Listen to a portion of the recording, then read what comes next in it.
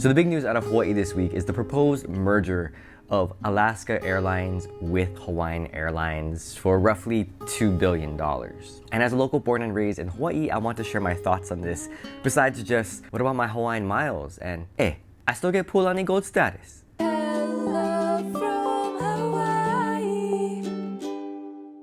Now, I have a lot of thoughts on this proposed merger, and they kind of go everywhere, so hopefully you can follow along. Now, I think this announcement caught people off guard, particularly because they announced it on a Sunday. And as news spread, I think there are a lot of worries and questions, particularly those who were so brand loyal to Hawaiian Airlines. But the thing is, if you followed the financial situation of Hawaiian Airlines for the past, year or two, you would have known that they're in trouble. I remember this past year I read this article about Hawaiian Airlines and their valuation and their stock price, and I couldn't believe how low it was. I think it was in the $4 range, and I remember thinking to myself, I should just load up. Of course, had I done that, the stock price basically tripled overnight. Be looking at some pretty good gains there, but alas, I did not do that. So because of the financial situation of Hawaiian Airlines, I wasn't really surprised when I heard about this news. I know a lot of people were concerned about what's going to happen about their Hawaiian miles, what's going to happen with the costs to flights, as well as what's going to happen to all of the employees. But that Hawaiian miles thing kept coming up. And just side discussion on Hawaiian miles. I don't understand what the big deal is with Hawaiian miles. I think a lot of local people hold it up as this currency, this local currency that they treasure so much, and oftentimes Hawaiian miles will be used as a prize or incentive, and I've just never really understood that. Maybe it's because I don't travel that much, but to me, if I want a prize and they offered me either Hawaiian miles, 1,000,000 Hawaiian miles, or they offered me a cash prize, I'd rather have the cash prize. But local people love Hawaiian miles. I don't get it, but I know they love it. Now, when it comes to the employees, they've already said that the union jobs should be safe, with the non-union jobs possibly fading out in the future. And that's always scary. But I think when we talk about local jobs, and primarily most of the people working with Hawaiian are going to be protected, I think that should make it a little easier for some local people to accept. Now, I want to mention the CEO of Alaska Airlines, because I watched the press conference where they announced it, and it was kind of a spectacle as both CEOs were up on stage. And I never seen the CEO of Alaska Airlines before, but as he was talking, I have to say I was very impressed. The way that he spoke, the confidence he had, and that confidence reminded me of this scene in Pirates of Silicon Valley, which is a movie about both Apple and Microsoft as they're sort of starting up. There's this one scene in the movie where there's Steve Jobs on stage in Boston, and he's giving a presentation to Apple supporters, Apple employees, and behind him there's this huge video screen, and there is Bill Gates sort of looking down but looking out at the crowd. And in that scene, Steve Jobs is in a way conceding Apple's efforts, because they've been at battle for years, but Steve realized that Microsoft had essentially won. And that face that Bill Gates has behind him, it's like this smile, not quite smug, but it's just, he knew that he had won, and there was nothing else to prove. And when I saw the CEO of Alaska Airlines, again, I'd never seen him before, don't know him, but as he was talking, that's sort of the confidence and look that I feel like he had.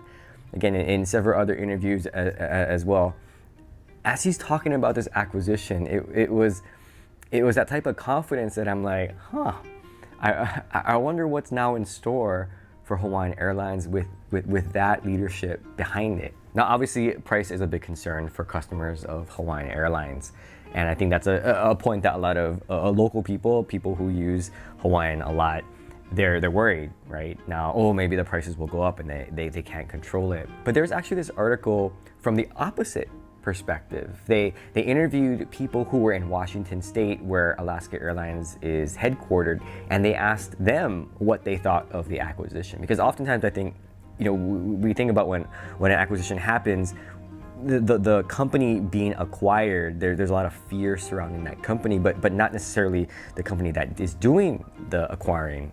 And so in this article, they talked to local people in Washington State, in Seattle, and they too were concerned about cost, about the buyout and how that would influence the price of flights. And so I just thought it was interesting that while here in Hawaii, a lot of locals are concerned about the prices of flights, the people also in Alaska Airlines, those who love Alaska and they fly them exclusively or they love the company, they too are also worried. I mean, I don't know how the prices are going to turn out. Maybe for the better, since there's potential cost savings for the company, but we'll just have to see. Now I want to talk about Hawaiian Airlines as a brand.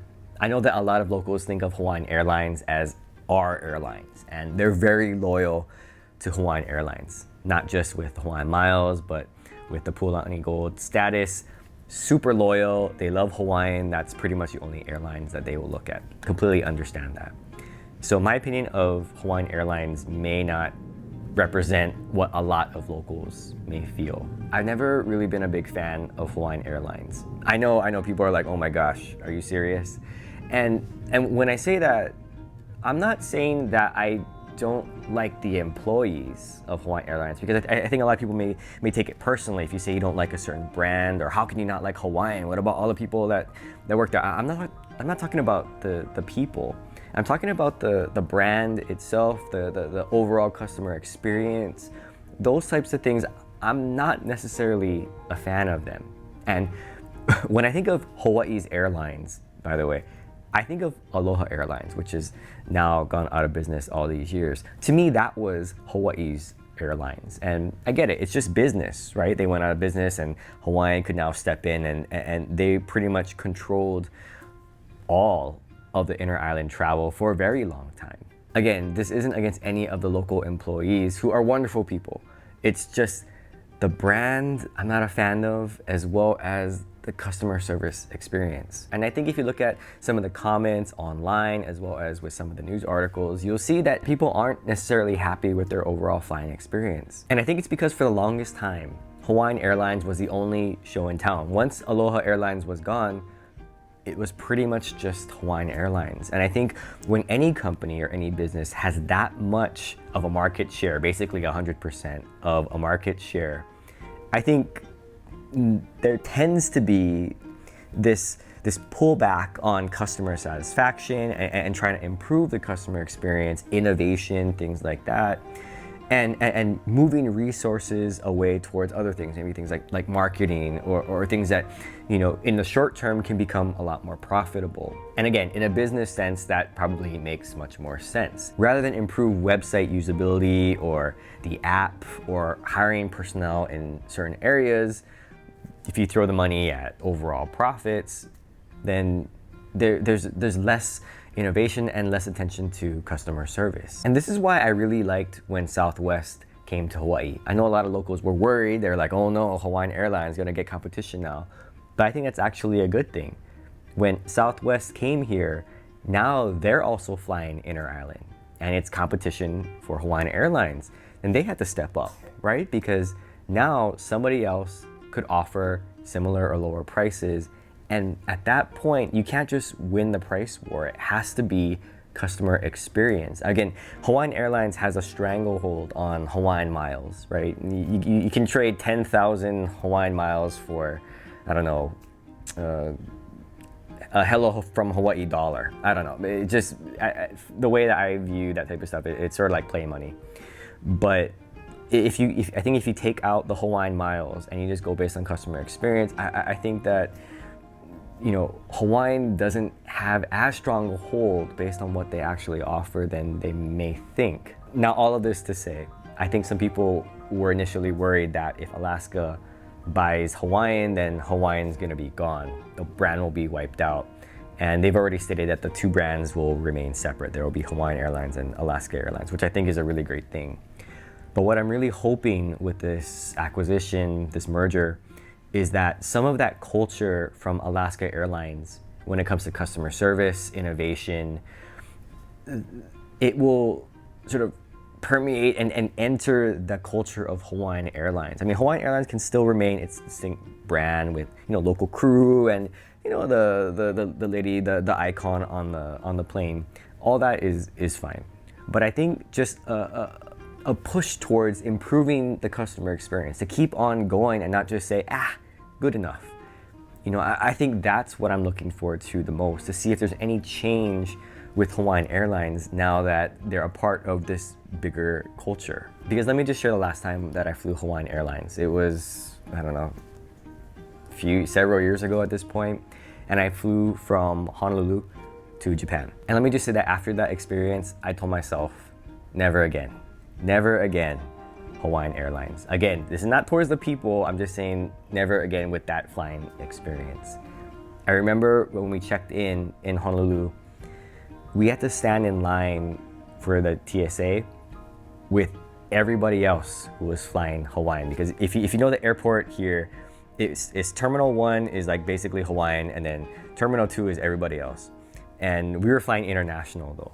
And at the time, everybody had to go to one terminal. I think maybe now they might have split it off, but back then it was everybody going to basically one line.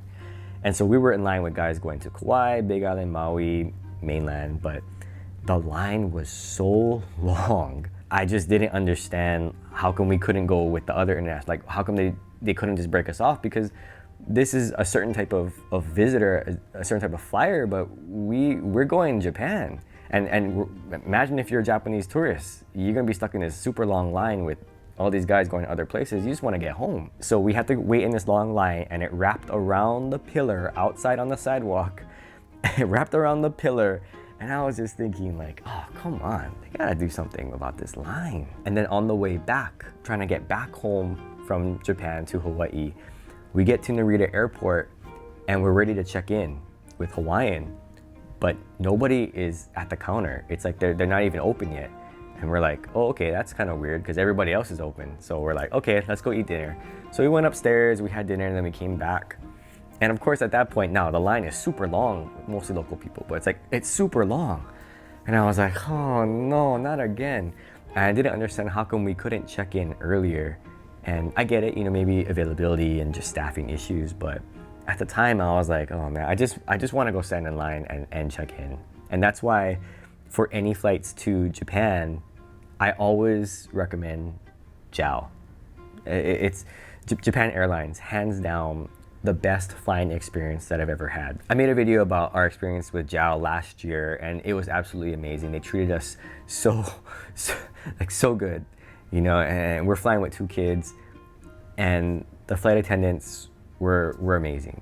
You know, the customer service from curb to curb, or curb to whatever it is in Japan, the train curb or whatever, it was amazing. And as someone who's going to be going to Japan probably quite frequently, for me, it's not about the price, because I think Hawaiian will always come in cheaper, but I want a good experience. I'm going to be stuck in that plane for 8 hours, plus I got to check in, all that stuff. I want the experience to be as good as possible. And from my experience, JAL offers that to me even if I have to pay more. It has nothing, again, to do with Hawaiian miles or Japan Airlines miles. I don't really care about that. I just want it to go, and I want to be confident that that flying experience will be good for me and my family. And so to wrap this around, back to talking about Hawaiian, I hope that with this acquisition that Hawaiian Airlines can improve. I know it sounds like I'm just talking bad about Hawaiian, but really I'm hopeful that now they can work towards improving that customer service, because I'd love to be able to recommend Hawaiian Airlines to travel to Japan, just as excited as I am to recommend JAL. Now, the proposed merger may not happen. I mean, we could be here a year to a year and a half from now where they report that the merger is not happening, and in fact, Hawaiian Airlines is gonna file for bankruptcy. I hope that doesn't happen, and I'm pretty sure that's not gonna happen, but it might. But I will say that one of the things that I do enjoy about Hawaiian Airlines over the years is the nostalgia. You know, getting on the airplane and seeing the purple seats. You have primarily a local crew, and of course, the iconic woman with the flower on the back of the plane. I mean, that's something that I remember seeing when I would fly from the mainland to Hawaii. Just seeing that plane, oh man, it got me so excited. But overall, I'm really excited to see how this whole thing turns out. I know that Hawaiian Airlines is one of the beloved brands in Hawaii. I know people are super loyal to it. Again, Hawaiian Miles, Hualani Gold status, I get it. People love flying Hawaiian. I'm just hoping that Alaska Airlines can have a positive influence on the brand, and who knows, maybe improve the overall flying experience for everyone. So thanks for watching, and aloha. Hello.